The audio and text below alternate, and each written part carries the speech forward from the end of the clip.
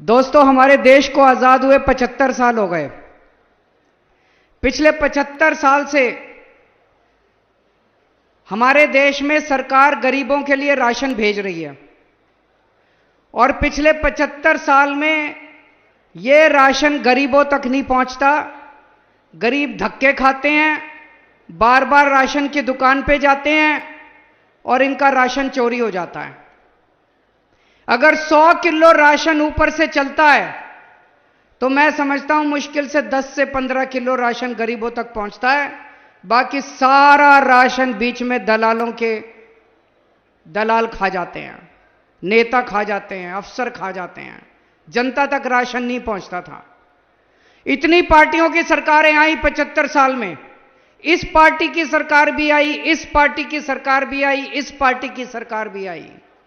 इतनी पार्टियों की सरकारें आई, राशन की चोरी बंद नहीं हुई। ऐसा नहीं है कि चोरी बंद नहीं हो सकती थी, चोरी बंद हो सकती थी। नीयत खराब थी इनकी।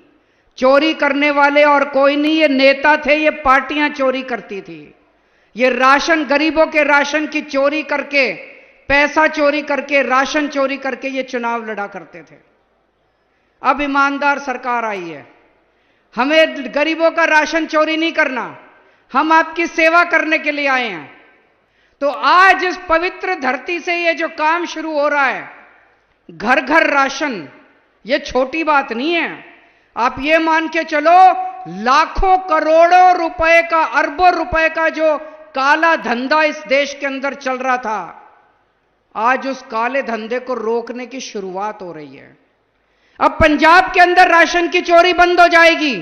अब एक एक कनक का दाना जो आपका अधिकार था, जो आपके मुंह से, आपके बच्चों के मुंह से छीना जाता था, आपका अधिकार, आपके बच्चों का खाना छीना जाता था, रोटी छीनी जाती थी, वो अब आपके घर वापस पहुंचना चालू होगा, आपके बच्चे के पेट में जाएगा दाना।